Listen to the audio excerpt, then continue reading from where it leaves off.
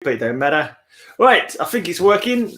We appear to be live, and it's me again, Grey Man. Hi, everybody, and joined by Chuck. I didn't know your name was Chuck from Comic Book Fever. Because normally we don't even see your face, do we, or hear your normal voice. That's right. That's right. Hello, and just to get it out of the way, a quick. Hey, guys. Yeah. All right, we got that nonsense out of the way. We can talk normal now. That's my official announcer voice. I like to do a goofy thing at the beginning of all of my videos. I thought it was supposed to be like a horror host kind of sound, like slightly like a creepy kind of. That's what I always considered it as. What is the voice? What is the voice behind the voice? What's the story behind the voice? So there's two things. One, I watched an aquarium channel, and he always said, "Hey, everybody," and I kind of liked that, so I borrowed that. But there's also the dude from the '80s, the trailer guy, where he would say, "In a world." I love that guy. And I was just like, I wish my voice was half that deep. I'm going to just mess around and do some goofy voices. And hopefully some folks will think I'm a tribute to the announcer dude in a world. Right. I always thought it sounded more like a House of Mystery kind of like like a creepy kind of horror host to me. That's what I always thought we were going for, but maybe I've said the wrong thing now. Well, no, it's cool, and I like that you have your own spin on it. That's always fun. You know, the horror guy would be like, "Don't go upstairs." Yeah, that kind of thing. But in the same voice, it'd work well. Exactly. Okay, so we're going to talk about some comic memories today. You've been playing through your comic books and coming up with some things to chat about. When did you start collecting? Do you remember when you started collecting? You got any? So that's funny. Got your first book in collecting are a little different. And in fact, that leads me to one of my memories. When I was young, we're not that far from the mountains. And so we would go rent this cabin every winter. And I was a little guy, maybe 7 or 8 years old. And, you can only go out in the snow and get cold for so long. So Dad's like, "We're going to go to the store. Here, Chuck, you come with us. We're going to the store." And I'd go to the store, and I'm sure I was bugging them for this or for that, or, when are we going to go home? And he said, "Well, if you're good, I'll give you a comic book." And I was like, "Oh, dude, I'm going to get a comic book if I'm good? Let's do this. This is great." And so I ended up getting a comic book, and I still have it. And I looked everywhere. I couldn't find it, but I know it's in one of my many, many, many short boxes. I think you know how that is, Grey Man. You've got more boxes than you know what's in them. Yeah, pretty much. And I ended up getting a Marvel team up, and it was the Marvel team up with the Super Scroll on the cover, where he's got the Thing's arm and he's stretching and he's got flames and he's flying. And it was just a real, just cool memory. I still have that book, and I still remember the story. What a special time that was to get that book and kind of get one of my first comics ever. Yeah, I think the early ones you kind of remember the most because that was at the time when you didn't have so many comics, so you had to read the same ones over and over again more often, didn't you? How about you? Well, I don't remember what my first comics were. I mean, I think I had like British UK reprints, which I don't have any of them now because when I went through my comic collection, I found the earliest comic that I have that I remember buying from the shop, I think it was 1978, was an X-Men comic. But I remember sort of getting that. I don't remember thinking at the time that was my first comic, or I didn't know the characters or anything like that. I remember I had read the Wolverine story in a reprint comic when Wolverine's first appearance. I read it in a reprint in the classroom in my infant school or junior school or something like that. Nice. Yeah, so I kind of always thought that I knew the characters, but apparently that seems to be my oldest comic. So maybe that was the first American comic that I bought, like in the import for America kind of format rather than the reprint format. But I don't remember. I'm terrible. I can't remember last week, let alone 40 odd years ago. Isn't it funny how, as a little guy, you don't care that they're reprints? Like, I read a bunch of Marvel Tales as a kid, and like, Yeah. it didn't matter to me that they were reprints. I was like, sweet, these stories are awesome. You didn't even know, Reader, did you? I didn't even know. No. So I remember really good reprint. I remember, I think I got it on a holiday when I was in Spain or something like that. It was an English one, but it was a reprint. I think it was like the first Amazing Spider-Man annual, the secret, the Sinister Six. Okay. I think it's the Spider-Man annual, but yeah, I remember having that one, and I read. I've no idea what happened to that. That's gone missing as well. That's disappeared. It's like somehow all the reprints, all the UK comics that I had, the superhero ones, all disappeared. I don't know what happened to them. Whether I read them to bits or something like that, because they weren't in very good condition. They were like newsprinty kind of cheap comics rather than But yeah, anyway, let's move on. Let's actually start with your first comic memory. Unless that was your first comic memory we've already started on. That was it. That was it. That was the official first one. Okay, cool. I wasn't sure. All right. Yeah. And so then that kind of leads me to, and I don't know how it is in London. I don't know. How do kids get around in London? Do they take the subway, or do they ride their bike? Or it depends how far they're going, really. I suppose if they're just going locally, they might go on their bikes. But buses and trains are the normal kind of transport. But you wouldn't travel that far, like. Unless you're with your parents, and your parents might drive you around. But yeah, because there's so many shops around that you don't have to go that far unless you're looking for a comic shop. But when I was a kid, the comic shops, there wasn't no like specialized comic shops. It was just every newsagent, every local newsagents had comics on the racks, kind of thing. Well, that leads me to my second memory, and that. In California, where I grew up with, once you have a bike and your parents will let you ride, you have the world as your oyster. You can just pretty much go all over town, any place you need to go. And they're here in the 70s and the 80s. There was a drugstore called Thrifty's. It had just great ice cream. But I would ride my bike to the Thrifty's, and I would pick up comics on the spinner rack, the old spinner rack days, pick up the X-Men, pick up the Fantastic Four, get an ice cream cone, maybe buy, there was a magazine here called Pro Wrestling Illustrated. I was a huge wrestling fan as a kid. Pick up some baseball cards or wrestling cards. And, it was just great. Me and my best friend at the time, we would always, that would be our Saturday. Oh, man, we're going to Thrifty's. We're going to pick up some comics, and then we're going to go back and read them. And you couldn't have got me to read most things as a kid, but comic books, heck yeah, I'll read those. Yeah. Those are awesome. I think they're responsible for lots of boys doing any reading at all, I suppose, because boys traditionally aren't so big on reading as girls are.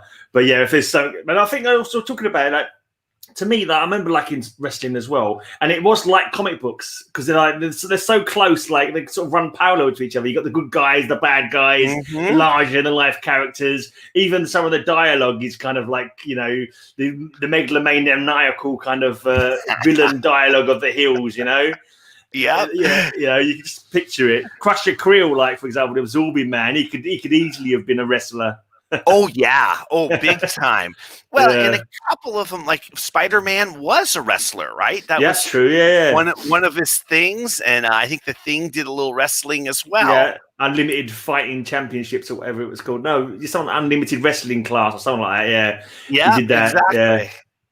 That was a bit daft. That was quite funny, but it was a bit daft because I was looking for my Thing comics the other day on my channel, and they used to fight in like in a normal kind of ring, but these were super strength people throwing each other like miles out of the ring. They could have crushed like a whole row of people. You know what I mean? Just if the Thing was thrown out of the ring, he could just smeared through the whole like row of the crowd. But yeah, the comic books don't worry about physics like that half the time. No, they really don't. Yeah. Very true. Very true. Well, if we stick with the bike theme, a few years later, I discovered that there were these places called comic shops, and that just lit up my world. Then it became, and it's funny because I would just go as often as I could, oftentimes with friends, but I didn't know that like I think it's Tuesday or maybe Wednesday. Wednesday is New Comic Book Day. No idea. I just I went as often as they come, and they just like came like magic. I was like, oh, sweet, there's new ones. This is fantastic. And Yeah. I remember that one of our things, we went this big, long boulevard. It was maybe a 6-mile ride back to the comic shop and back.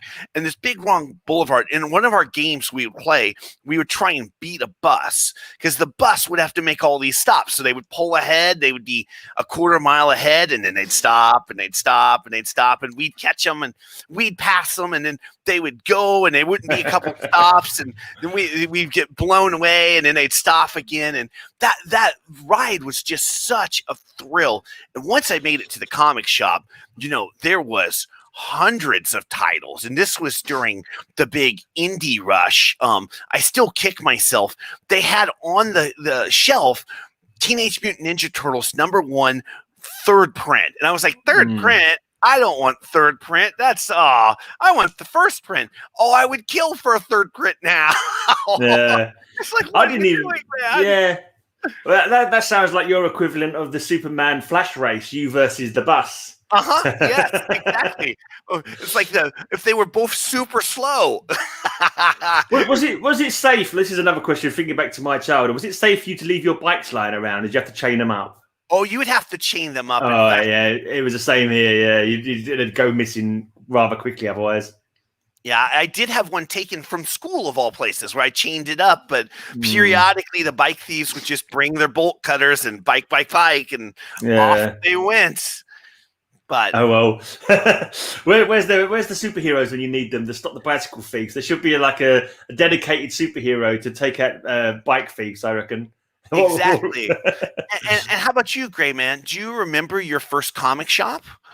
Yeah, I do, because it came very late for me. And actually saying that, the local comic shop, when I started buying regularly, didn't happen until I was actually working. So I was probably like 18 or something before. And that's when I started collecting comics properly, regularly. Because up to that point, I'd only got UK comics that my dad used to pick up for me, like 2000 AD and like various action and funny books kind of thing.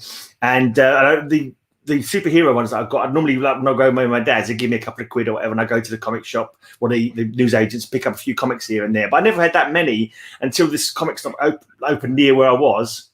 And that's when I started spending like loads of money in there every month, because I was working by that time. And so I had actual money of my own, which I could spend on comic books. Nice. But so before that, there was another comic shop though called Forbidden Planet. It's like one of the earliest comic shops in the UK. In London, but when I used to go there, I used to get like 2000 AD trades. Nice. So like Judge Dredd and that kind of thing. Yeah. So you were brighter than me. By the time I was working and had discovered girls, I thought, oh no, I'm too smart for comics, and I'm too cool for comics. I don't want to do that. Guys, hey, thanks for those great comments there. That's awesome. Yeah, well, my sort of first long-term girlfriend at that point, I actually got her into comic books. I got her reading The Demon that she quite enjoyed. I can't remember what else she read, and then when we split up, I think I had to buy the whole Demon run again, I think, because she kept the I think so anyway.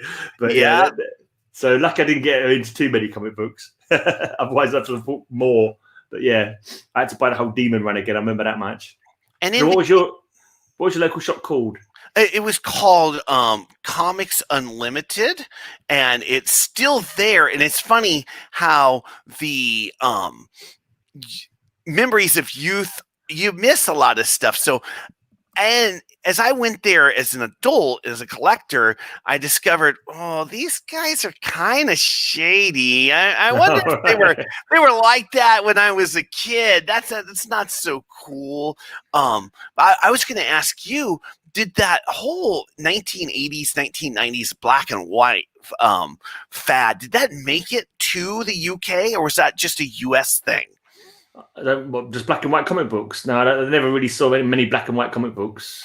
Not really, no. Other than the UK ones that were mainly black and white.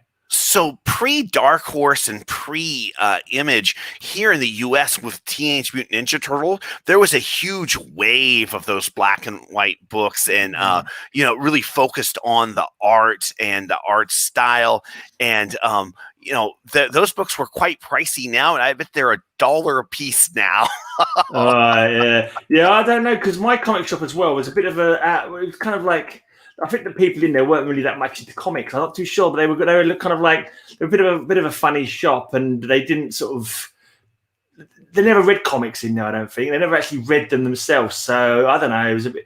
They never sort of like I didn't have any other friends who were into comics as well, so I didn't read like Wizard or anything like that. So I just got my monthly books, and that was it. And I didn't know anything beyond that. It wasn't until I got into the comic community back in 2018 that I first heard of things like Grails, Keys, variants. I didn't know. And like when you was talking about print number 3 or whatever, reprint number 3 of the, I didn't even know there was different ones reprints. I didn't even know that even. So till recently. What's funny, you mentioned Wizard, because Wizard is what kept me with one foot in the comic world. So, I was too cool for comics. I was still going to Thrifties and reading Wizard, and I was still watching Batman, the animated series, and the X-Men animated. And that was really what kind of kept the flame alive there for many, many years. Yeah. Did you have a period when you stopped buying, or have you collected ever since as a kid? Oh, no, I stopped buying. I think I started again in 2016, and we could make this one of the stories. So I became enamored again with nostalgia, particularly Dungeons and Dragons. And so as I started getting deeper and deeper into Dungeons and Dragons, I discovered the Forgotten Realms DC comic book. And bought a couple of those, and I was like, oh my gosh, this is so good. I got to have all of these. I'm going to buy all of these. But then that'll be it for me for comics. And as I was looking, I was like, well, this X-Men book looks kind of cool. And this book looks, and by the time I had all the Forgotten Realms, I was deep into it. And then I saw, Captain Strangelife and his channel, and wow, that was the final straw. Then there was no helping me, as they say. Yeah. So is that when you started your channel as well, back in 2016? Yeah, back in 2016. Watching Captain Strangelife and discovering all the community, all the other folks, and wishing my channel was as good as those, and mostly no, but I still enjoy it. Yeah, we didn't talk about when you were your first comic was a Marvel Team Up. What were the comics you collected as a kid? What was the comics that really kept you coming back, that you picked up whenever you saw them, that kind of thing? So after I was done with the Thrifties that go into the spinner rack, but before the comic shop, I actually had a subscription to Uncanny X-Men and Fantastic Four, and I loved those books. It was such a treat to get that bag and the post office treated those comics so bad. Did you get the folded ones? Did you have the folded ones? Thankfully, no. I think just DC folded them, but no, you would not get a 9.8. You're like, oh, here's my 7.0. Excellent. But funny thing is that I actually stopped subscribing because Fantastic Four changed their writer to now one of my favorite writers, but at the time I didn't care for him. John Byrne was the writer. He had that great Fantastic Four run. No, Teenage Chuck, that wasn't for him. Oh no. So who was yours then? Was it Stan Lee still doing it, or was it like later than that? You know what? I don't even know who that writer was. He was not very good in retrospect. It's funny the things you like as a kid. Although, thankfully, X-Men was still written by Claremont, and he was excellent. And his stuff, wow, that really holds up. Yeah. Well, the thing is with me, I didn't even look at who did the writing or did the art. It never even occurred to me to look at it. I wasn't worried. I just if I like the character, I want to read the character's story. I want to know where it's going. And I suppose I must have sort of thought to myself, oh, this art looks a bit funny or something like that. But I never really sort of bothered to look, who did this or anything like that, or pick up a book and even check who did the art. It would just be, oh, there's Flash, I'm buying that. Oh, there's Batman, that's for me. Never really looked at who the creators were. Well, and it's funny for my channel, I fell into that. I would watch people and they would talk about the hot cover artist, Adam Hughes, and all those guys. And I didn't know at the time that those were like celebrity, almost comic cover artist. So I thought, oh, well, that must be what you do. You talk about who the artist is and who the writer is.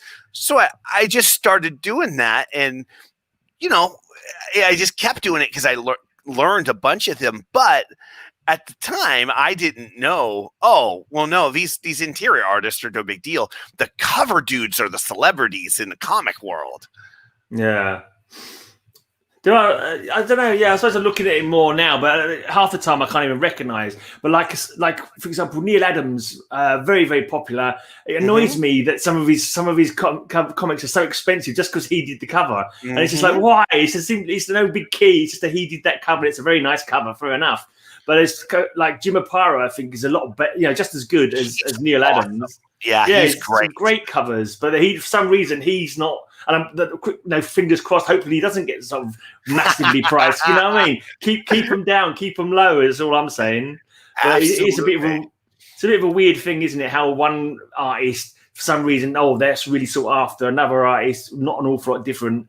I don't know. It's just the way comics are. Just the way people are, I suppose.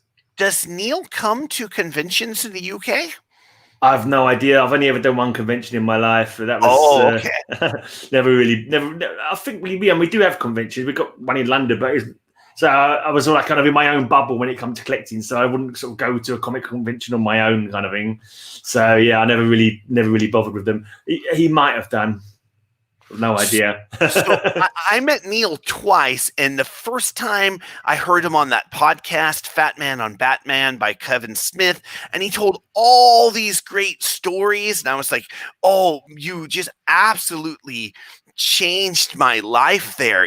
I didn't know about all these things that you did, like getting the creators to keep their sketches so that they could then sell them at conventions and stuff. And he was a super cool guy.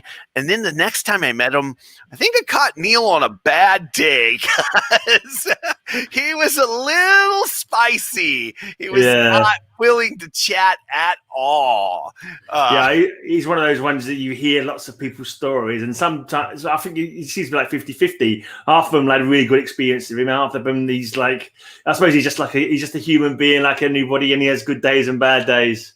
Yeah, and I try to remember, wow, if I was that old, I was in my 70s or maybe even my 80s, do I really want to talk to all these people, or do I want to take a nap? Maybe just take a nap. It must get a little bit tiresome after a while, I suppose. Absolutely. Just energy levels, really. Well, and that reminds me of another one of my comic stories. So once I got into the channel, I really got into the convention scene. And I would travel around the country, and I would go to different conventions. And one of my all-time favorite artists was going to be at this convention in Denver, Colorado. Larry Hama, the artist and writer of G.I. Joe, just amazing. And I met him, and he signed my G.I. Joe #1, and I was so happy. And he said, well, I'm selling sketches, and I'm bored here. I just sit here. Sometimes people don't talk to me, and I just sketch things out. If you want me to make you a sketch, I'll charge you $40. I'm like, a Larry Hama sketch for $40? Heck yeah, that's exactly what I want. So I put my name, and I look at this list, and there's like, 100 names on it. There's so many. And I'm like, oh, he's not going to get to me. He's not going to have this much free time at a convention. Well, that's cool, dude. I'll put my name down. Maybe you get to me. Maybe you don't. And so then Saturday comes and goes, and Sunday comes, and I still haven't heard from him. And I'm like, and I got to check on him because he probably didn't get to me, but just in case. And he says to me, oh, yeah, no, didn't I contact you? I'm like, oh, no, you didn't contact me. He's like, oh, yeah, my phone's been kind of acting up. Again, he's kind of an elderly guy. And so you're like, that's cool, dude. I get it. I'm going to, I'll be old, and technology will be a total mystery to me. It already is kind of a mystery. And he's like, yeah, I just had a huge fire sale. I just sold them all for like $10 because, a lot of people didn't come pick them up. Oh, man. Oh, he's like, which one was yours? I'm like, oh, I really wanted the Stalker sketch. He's like, oh, that was nice. That one went really fast. I'm like, oh, Larry, don't tell me that. Oh, that's a shame. Well, but he didn't take my money or anything. No, it was a misunderstanding. But I was that close to having this great sketch. I have a good story out of it, but no sketch, unfortunately. So you went to a lot of conventions. Did you get lots of things signed? Did you get other sketches at other times? Never another sketch. I got a lot of cool signatures. A lot of the Marvel writers, they tend to be not very popular, but frankly, I like the writers better than even some of the artists. So I got Frank Choi to sign something. Like I said, I got Neil Adams twice. I got, he wrote so many Marvel team-ups. I can't remember his name. Not Len Wein, the other writer that's like Len Wein. He's really famous for Teen Titans, but it doesn't matter. So yes, yeah. Perez? No. Oh gosh, I wish I had a Perez. That would be amazing. Yeah, I love Perez's Wonder Woman run. Wonder Woman's one of my favorites, and his run is so good. Yeah, I'm no good at remembering people who've done things. That's the only one I can remember who did Teen Titans. You mention the name and I'll know it, but just trying to, I'm more good with remembering the characters and what the characters get up to in the comic books than I am remembering who's actually done any, written the book or drawn the book. Well, maybe the chat will remember. I'm sure they're out there, right? Oh, someone said Marv Wolfman. That's it. Marv Wolfman is awesome. He is such a good guy. I met him twice, and both times he was just such a cool guy. Just absolutely awesome. What's the best experience? You got a single best experience from your cons or a single worst experience from a con? Well, no real bad experiences, but the probably my funniest experience is we were talking about professional wrestling. Do you remember the Road Warriors? One guy had a mohawk, the other guy had a reverse mohawk. They were just super jacked. So I'm staying at this bed and breakfast, and it's like a quarter mile from the con. And I go out into the common area because there's like maybe 5 people staying there. And there's this giant guy with the mohawk and the spikes. I'm like, that is the best cosplayer I've ever seen. Holy cow. That guy's amazing. And he's talking, and I'm kind of getting the idea that they have a private car coming for them, and I'm supposed to wait for the shuttle across the street. And I'm like, oh, okay, cool. Yeah, no biggie. This is good. Then, of course, later, when I'm walking through the convention, I see the guy behind the table. That wasn't a cosplayer. That was the dude from the Road Warriors. I was like, oh, of course it was. Who else would look that way but the actual guy? Of course. Yeah, they're both sadly passed away now, aren't they? Both members of Road Warriors. I think the second one died this year, a couple of months back. Yeah, rest in peace. Joe was the guy too that I met, and oh man, yeah, you're right. That's a rough lifestyle, I guess. Yeah. Who was your favorite wrestler from back in the day? Well, I could tell you who my favorite wrestler was not, and it was not Hulk Hogan. I would vote for whoever was fighting Hulk Hogan. I was always like that as well. They were like superheroes. I always like wanted the superheroes to win. But in wrestling, it was whoever the face of the company was always, I despised them. I always hated whoever the face of the company was. I wanted to see good competition, and but when they won it all the time. So I didn't like Hulk Hogan. I didn't like Stone Cold Steve Austin. I didn't like John Cena. It's like, I don't really watch it that much nowadays, but my favorite was always Macho Man Randy Savage. I love him. He was fun. Yeah, he had the voice. Oh yeah, the Macho Man. Yeah, I love that guy's voice. Yeah. When he fought Ricky the Dragon Steamboat, that was really amazing because I loved both of those guys. Yeah. That was one of the best matches ever, that one, wasn't it? I can't remember what the event was, but yeah, it's one of them they talk about quite a lot. Also, of course, he was Bonesaw in the Spider-Man movie. That's right, he was. Yeah. who is your cinematic Spider-Man? Which one do you like the best? I'm not fussed, to be honest. I haven't got a favorite. I haven't got a favorite Spider-Man. They're all decent enough in their own rights. They all did. I thought they were quite good movies. There, I thought the action was really cool and all those. A lot of them were sort of straight, like Doctor Octopus, like really like cool. The arms coming out and all that. I mean, I remember watching when I was a kid. I remember going to the cinema to see the 1970s Spider-Man. Even as a kid, I was like, that was a bit rubbish. Yes, it was.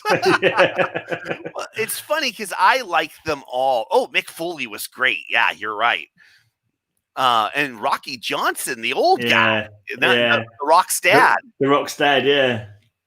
Got a vote here for Rowdy Roddy Piper and Mr. Wonderful Paul Orndorff. You think about I think Comic Mag's musing is kind of like a melding of Rowdy Roddy Piper and Paul Orndorff. I think he's like he's kind of based his own personality on both those two wrestlers, I think. Fantastic. I saw Mr. Wonderful live. I was one of the 2 times I went to live wrestling, and I was so angry because, it's a live event. They're not going to change the title. But he knocked out Hulk, but he accidentally knocked out the ref, and he just wouldn't call it. Yeah. Back to the Spider-Man question. Always, for me, the tipping point is nostalgia. So I'm now nostalgic for those Tobey Maguire movies, which I really like. But of course, you're absolutely right. All of those Spider-Men are good in their own right. Yeah. I thought the more recent iteration of the Spider-Man was a bit annoying. The reliance on Iron Man and the complete, like, kind of, like Iron Man's got nothing to do with Spider-Man's origin. He never gave him any costume that I ever remember. And in the last one after Iron Man has died, he gave him them glasses. I know you saw that one. And he accidentally calls down a blinking missile strike on his blinking. It was like, that was so stupid for me. That was ridiculous. It was just like, oh, that's so stupid, man. I couldn't, as if Iron Man hadn't got the sense to like make fail safes for that, or give him some kind of warning of what the capabilities of these glasses were. To me, it kind of took me out of it a little bit because it was daft. Yeah, and you're right. It was a good plot device, but if you really sit back and think about it, you're like, I'm not so sure that would really happen. And I guess the rumor is that now the new mentor is going to be Doctor Strange in the upcoming movie. So we'll see. I'm going to have to can I get you to talk about your next memory while I run and get the door? Because someone's rung on the door and there's no one else here to answer. Sure, let you talk to people. So the Gray Man is picking up some new comic books, I'm sure, that are being delivered. It's probably his 5th copy of Hulk 181 right now. He's, getting it. His Gray Man, bit of a secret millionaire, of course. Now, if I were to talk about my next comic memory, and that is pretty recent, maybe 2018, 2017, I went on what I called the comic book road trip. And I went all over the country, either going to comic book shops I hadn't been to or to conventions. So that was when I went to Denver. I stopped in Arizona and picked up some really cool treasuries. I went as far as Omaha, Nebraska. I went to a great convention in Las Vegas, and every day was just an absolute blast. I got to see places I'd never seen, go to conventions I'd never been to, and just enjoy my vacation. It was really cool. So how many conventions would you say you've been to in your? Are you still going regularly now as well? Well, one day I will still go. My state's pretty shut down, and I kind of feel like it's probably a pretty good idea. I would say I've probably been to 10 or so, but never the big ones. I've never been to San Diego. I've never been to New York Comic Con because to me they're a bit more for television and movies. And I want to go and search through dollar boxes. Yeah. So I don't go to cons. I've been to one con, but we have in London now, we have comic marts, which is basically just vendors. Nothing but vendors. No one's there in cosplay. No one's like, there's no panels talking to some like a star from a TV show or nothing like that. It's just comic books for sale. That's sweet. Yeah, that's more my cup of tea. Like you say, cheap comics. Now, Go I on, you go. hypothesized that you were going to the door to pick up your 5th copy of Hulk 181. Was that true? No, unfortunately, it was a package from my housemate, and my other housemate was too deaf to hear the door. Oh, it happens. Yeah. Now, I wish I had 5 copies of 181. And unfortunately, I have big fat 0 copies of 181. Me too. And unlikely to ever own one, I'm afraid. Yeah, same here. What was that? I was going to bring me to the question. I was going to say, what is your most valuable, treasured item in your collection? Oh gosh, geez. Let me think about that for a second. The one that pops to mind right now is Uncanny X-Men 101, the first appearance of the Phoenix. It's a great story, and it's really just kind of the heart of the X-Men mythology. But also, that's a pricey book because they keep making movies about it. Yeah, a lot of that era of X-Men are quite on the pricey side, aren't they? This is kind of weird. I'm sure I've read most of those, and I sort of have memories of reading them, but I think I must have been reading my mates. I had one mate who was into comics for a while, and I think I must have been reading his comics he'd picked out and then giving it back to him. But for some reason, I thought I had them, but I must just imagine that I had them. I think it was just reading his comics, but never mind. Well, how about for yourself? What's your most treasured? I don't know really. I think the most expensive one is because I managed to get out the first Moon Knight a little while ago. Yeah, I bought it like last year, I think, and I think the grade was. Well, because the guy didn't grade it. It wasn't a grader. There was an old chap selling his comic books, and so I paid X amount. I looked at what it was being sold. And I thought, this is already like I've already made money on this already because like it's I think the grade is a lot higher than the price that I've paid for it.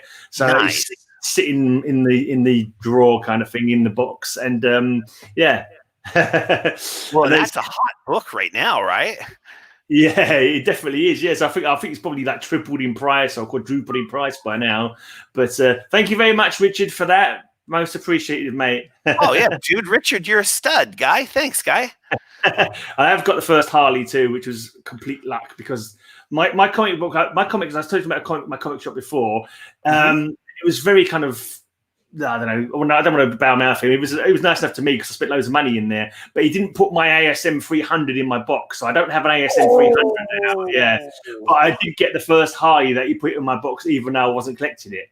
Yeah, he put that in there. I was like, oh, okay, I'll I didn't really sort of pay attention to. He told me how much they were when I went. I could only in once a month, so I didn't know that there was a comic book day. I just went in there once a month when I got paid and bought whatever my comics were in the box kind of thing.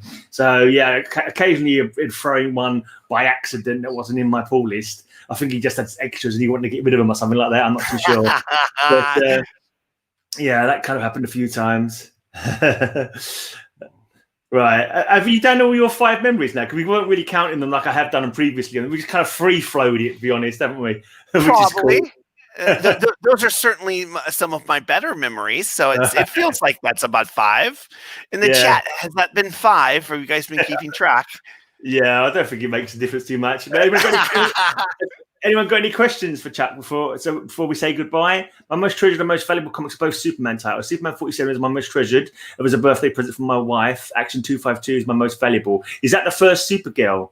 I know you've showed your first Supergirl a few times. I wouldn't mind having that one myself. But there's so many beautiful comics that I would love to own. I've just been going through my Flash run as part of my blog for the day, and I'm looking at them. I just love them.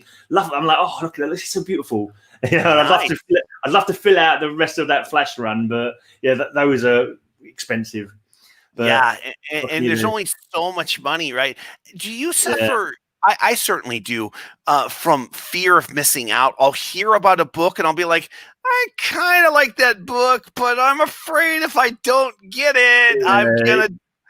I just picked up the first Hawkman because it was just an undervalued key. I'm like, I kind of need to have an undervalued key, right?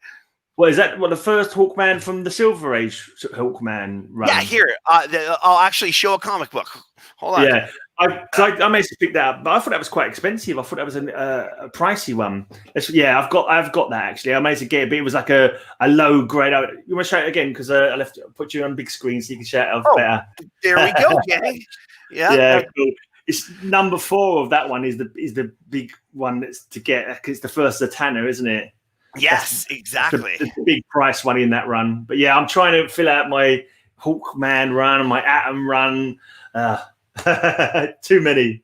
I think But Adam is a like undervalued character too. It's such an interesting character, isn't it? yeah, and his covers are all awesome. The covers on that Atom run are all really cool. But like, it's just so many good comics to buy, and not enough room, not enough cash. Exactly. Yeah. Yeah, Yeah. makes me If worry. my goal is to get 100 to 199 in Uncanny X-Men, and that has been slow. Is that you're still collecting modern though as well, aren't you? Because quite often or you have like a regular pool that you get, or I do. I have a poll list at Quest Comics, and very, very nice folks. And I appreciate some of the new writers. There's still great stories to be told, and I really do want to continue to enjoy those new stories as well. yeah. But they're so expensive nowadays. I stopped getting modern comics back in 2013. I stopped buying because it's just, to me, the price of them for what you were getting story wise, it just wasn't worth it. And nowadays, I've been able to pick up comics from like maybe a couple of years ago, a year ago, for like a third of the price, kind of thing. Yeah, so you're right. I try and do that when I can, but yeah, mainly I'm trying to collect old ones. Well, and certainly that's where my heart is. My heart is in the Silver Age and in the Bronze Age. That's kind of where that nostalgia factor kicks back in. Picking up ones that you didn't get back in the day, kind of thing. Absolutely. Or sometimes, like you said, ones that I did get back in the day and somehow I don't have them. yeah, that kind of thing. Yeah. Oh, wait. Well, we've gone 40 minutes. You got anything coming up on your channel you want to tell people to look out for? No, just every Saturday I'll have a new comic. So this Saturday will be no different, gang. I really appreciate all of my subscribers and all of the folks that watch my videos. It's really cool that you guys support me, and thank you so much. That's cool. Is this the first time you've shown your face on YouTube as well, or?